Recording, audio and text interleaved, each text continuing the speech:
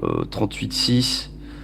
Son père en panique, du coup, parle au médecin de famille, généraliste, je sais pas, j'en sais rien.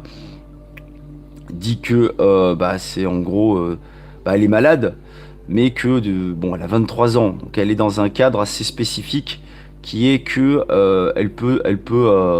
enfin, voilà, c'est une grippe, encore une fois, c'est une grippe, c'est pas que c'est plus virulent, c'est que tout le monde en a. Enfin, attention, pas dire de bêtises, je ne suis pas médecin. C'est plus facile de l'attraper si on est dans une zone à risque. Donc je vais dire son nom, c'est DG de Padawam, Padawam HD. N'est pas dans un service hospitalier pour comprendre le problème. Moi, ma femme m'en parle tous les soirs.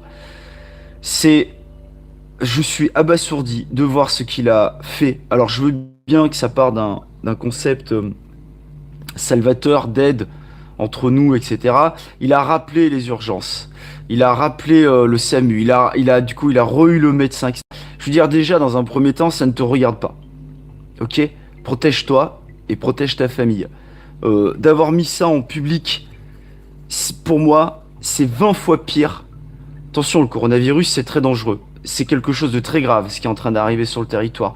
Mais pour moi, ce que tu as fait, c'est 20 fois plus dangereux que tes vidéos Micromania. Voilà, on a rigolé, Micromania a fermé sa gueule, t'aurais pu avoir des problèmes, t'en auras pas. Et c'est très bien. J'ai aimé quelque part le concept, mais j'ai dit qu'il fallait vraiment y aller calmement. Il y a quand même des gens qui y travaillent, il peut y avoir des répercussions. Et ça, c'est... Même si ça part sur un bon sentiment. Mais ce que tu fais là, ce que tu as fait là, appeler en direct, faire... Déjà, tu prends la ligne. Tu prends la ligne. Tu exaspères les gens qui en entendent parler toute la journée. Et tu dis bien, on sait que c'est pas de votre faute, etc. Mais de balancer, tu vois, devant des milliers de viewers, et ça a dû faire des vues par centaines de milliers, de balancer ça, de montrer en fait qu'il y a des gens. C'est un peu comme moi quand je filme à l'insu des gens, mais en général je laisse pas. Le problème c'est que ce genre de truc, toi tu vas le laisser. On entend parler de personnes, des personnes qui sont dépassées, non pas par le coronavirus, mais qui sont dépassées par la médiation. Faire des lives où tu mets en situation des gens qui ont pas besoin de ton coup de fil parce que c'est pas ta famille, tu déranges les gens. Tu devrais comprendre que là, au moment où toi tu appelles ces gens-là, ils ont autre chose à foutre que d'essayer de t'expliquer pourquoi l'État est en train de se faire submerger par ce genre de conneries. Moi, ça m'a retourné.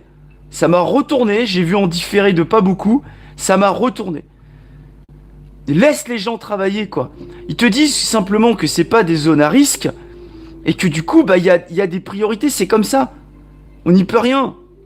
C'est une jeune femme de 23 ans. Il s'est avéré que le lendemain ou le surlendemain, eh ben, elle avait pas le coronavirus. Ok, le père est pas bien, j'aurais été dans la même situation, etc. Mais là, tu vois, ça, moi j'appelle ça un danger sur YouTube. Et je suis catastrophé par ce jeu. Ça me donne envie de chialer parce que tu déranges les gens comme ça. Tu déranges une infirmière, tu déranges un médecin, tu déranges le SAMU. Ils ont autre chose à foutre, putain. Sans déconner, ça m'a gonflé, quoi. Mais vraiment gonflé. Parce que je vois ma femme qui est en train d'en chier. Ils sont en train d'en baver dans les services. Parce que ils ont pas le matos qu'il faut. Parce que cette putain de merde est en train de monopoliser des choses, des masques, des conneries. Je t'en raconte une vite fait. Parce que bon, normalement, on n'a pas le droit de trop en parler. Mais c'est pour que tu vois l'état. Et ça n'arrange pas les choses de faire ce genre de live et d'y laisser en ligne. Parce que ça fait flipper les gens. Moi, ton truc m'a fait flipper. T'imagines? Moi, ça m'a fait flipper. J'étais pas bien. J'étais pas bien pour le papa, j'étais pas bien pour la fille, et j'étais même pas bien pour toi. Parce que tu prends les choses tellement à cœur à ce moment-là. Bien sûr que c'est un danger et que ça va évoluer. Et on reviendra sur Macron et le confinement. Bien sûr que si, c'est intelligent. Ça aurait peut-être même dû être fait longtemps avant. Il y aurait bien sûr qu'il y a plein de choses qui auraient dû être fait avant. Je t'en raconte une vite fait. Quand on arrive au point où tu as des masques, c'est AFFP, je crois. Ce sont des masques spécifiques qui ont été créés du coup pour empêcher la propagation de certains virus, qui ont été donc dévalisés dans les hôpitaux. Il faut savoir que ce sont des trucs qui sont utilisables qu'une fois, et que par une seule personne, et que là, les gens en ont surabusé. Bah parce que c'est parce qu'il y a eu une espèce de médiation. C'est bon. Il n'y avait pas besoin de tout ça. C'est lavage de mains, il faut faire attention. Tu sais que c'est arrivé pendant qu'il y a des gens qui ont été... tu sais, dès qu'il y a une suspicion, si tu veux, c'est... Oh là, hop, il faut mettre un masque, il faut faire ci, il faut faire ça, ils commencent à s'équiper. Ce n'est qu'une grippe qui, pour le moment, n'a pas de vaccin. Je vais pas revenir sur les pourcentages, si. Il y a rien. Il y a rien. Il y a que les anciens et les petits jeunes qu'il faut protéger, les bébés, etc. C'est bon, du calme. Là, il y a le matériel qui a été surutilisé, qui a rempli, c'est vachement écologique, qui a rempli des poubelles et des poubelles dans les hôpitaux. Et quand tu te retrouves avec une suspicion de tuberculose, c'est tellement le bordel dans les hôpitaux que qu'est-ce qui se passe? Ils savent pas où le mettre. Ils l'ont foutu dans une chambre de 3 lits. Parce que sur le moment, il y avait que ça. Et quand t'as plus de masques et que tu peux plus rentrer dans la chambre parce que les masques ont été utilisés pour cette saloperie, qu'est-ce qui se passe? Eh ben t'es obligé de toquer à la porte et laisser la bouffe du malade sur une putain de table. Et tout ça là, tout ce putain de bordel, c'est vraiment à cause de youtubeurs qui font n'importe quoi et qui font flipper des gens. Ils savent très bien ce qu'ils ont à faire dans les services hospitaliers. De faire ce genre de live qui fait flipper du monde, parce que même moi je te dis j'ai flippé putain. C'est n'importe quoi. Du calme. Il y a une tranche d'âge, il y a des gens qui sont susceptibles, beaucoup plus qu'une grippe, parce que déjà une grippe, bah, il y a eu des vaccins, mais regarde aujourd'hui, il n'y a plus beaucoup de monde qui se vaccine. On a des systèmes immunitaires assez, je veux dire, costauds. Quand on est dans cette tranche d'âge, c'est quand même très large. On n'est pas des anciens. Moi, j'ai peur pour mes parents. J'ai ma soeur qui est en service, qui travaille, pareil, en service hospitalier. J'ai ma femme qui est en service hospitalier.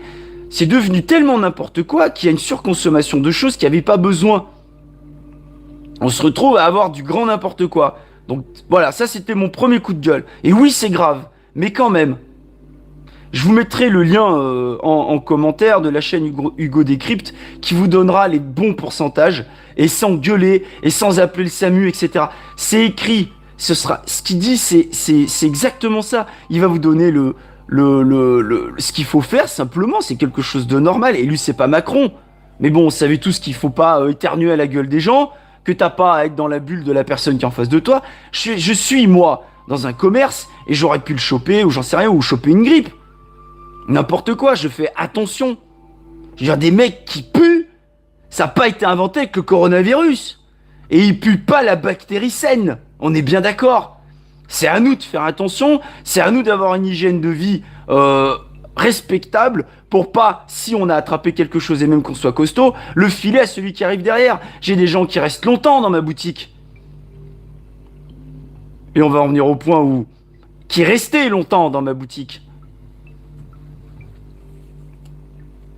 Faut faire attention. Je suis plus susceptible, moi, d'attraper de toute cette saloperie que des gens qui se lavent les mains tous les jours, qui mettent un masque, bon bah, normal, quoi. Dans un hôpital. Et bah, je suis là, je suis pas mort. J'ai des enfants. Je sais pas, je fais gaffe. Je vais pas rentrer les mains sales. Et voilà, je veux dire, c'est une hygiène de vie, c'est tout. Si vous l'avez pas, bah, commencez à réfléchir. Ça, c'est le point positif de la chose. C'est que vous allez peut-être commencer enfin à comprendre que c'est pas forcément avec du Manugel qu'on fait attention. Non, c'est à vous de faire attention. Si tu sens qu'il y a un petit bébé, un poupon, moi j'ai toujours dit, un poupon qui débarque de la mater, on vient me présenter pour me dire, bah tu vois, en gros c'est ton nouveau client, je vais pas me pencher sur son berceau, lui faire un bisou, le toucher avec mon doigt. Non, je suis pas con, je suis pas fou. C'est à vous d'apprendre à être propre et ingénieux. Cash, tu dis, bon bah on sait jamais...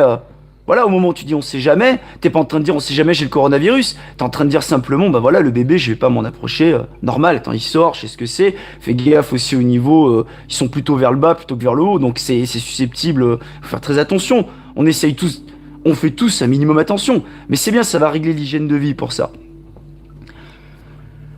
Ça dépend ce que tu touches avec tes doigts, ouais, et donc les poignées de porte, les clés, les volants, etc., Faut faire très attention. Le téléphone portable, c'est une des choses les plus dégueulasses qui existent, hein. Tu te rends pas compte, mais tu l'as toujours sur toi avec tes doigts. Si tu te laves jamais les doigts, tu sais très bien, et tu le vois, et tu le fais pas, et tu passes ton téléphone à tes gamins, même dans un restaurant, et je l'ai vu encore il y a pas longtemps. C'est dégueulasse. C'est dégueulasse. Commence à réfléchir un peu. Tu le vois bien quand il est en mode veille, t'as des traces de doigts dans tous les sens. Ton gamin va en foutre partout. Mais non, mais voilà. Alors après, on est dans des pays latins où on se tape énormément la bise. J'ai toujours envie. Je croise les doigts, je touche du bois, mais je fais attention. Quitte à discrètement aller derrière, me passer un petit coup d'eau sur les joues. Ok, on va faire attention. Il faut faire attention. Moi, j'ai toujours fait attention. Je fais gaffe. Bon, des fois, je tombe malade, c'est pas de bol. Mais bon, je fais gaffe. Ça m'est arrivé d'aller au boulot avec un début de quelque chose. Je suis pas fou. Je fais non. On sait jamais. Après, les mains, je les lave. Donc, je peux serrer des mains. Mais je fais attention. Bref, je suis pas là pour vous apprendre ça. Vous allez en prendre plein la gueule pendant 15 jours. Donc maintenant, c'est même pas ça qu'on va vous apprendre. On va vous apprendre à rester dans votre trou à rats. Et il y en a, ça va pas beaucoup les changer, hein. Ça, ils sont H24 devant leur caméra. Ils savent pas ce que c'est que la civilisation. Si, quand on parle du coronavirus, ils iront peut-être moins à la salle de sport. Déjà qu'ils y allaient que 30 minutes par jour. Une fois ou deux dans la semaine. Bref, je troll. Bon, alors qu'est-ce qui est en train de se passer, moi? C'était pas folichon ces 2 dernières semaines. Bah là, c'est pas mieux. C'est sûr que c'est pas mieux. Alors ça me laisse du temps là. J'ai rangé mes jeux Mega Drive, j'ai fait une petite rentrée, j'ai tout dépoussiéré, j'ai eu le temps. Pas de problème. Je veux dire, je suis même parti, j'ai eu le temps de faire le sol à la sortie. Ça m'inquiète pas. Mais on a déjà eu une crise sérieuse avec les gilets jaunes. On a redressé la barre de ce qu'il fallait faire en gros pour plein de choses. Ça me ferait chier en 2020 de couler parce que coronavirus. C'est clair, on va vous dire restez chez vous pendant 15 jours. Alors je m'adresse aux gens qui ont de l'argent. Non, je déconne. Je vais déraper, c'est pas le jour. Mais bon, je peux vous assurer que hier et avant-hier, vous n'auriez pas été susceptible d'attraper quoi que ce soit, ni chez moi, ni dans la galerie marchande, ni dans le rayon pâtes, ni dans le rayon farine, ni dans le rayon pharmacie. C'était Walking Dead, sa mère. Alors là, elle est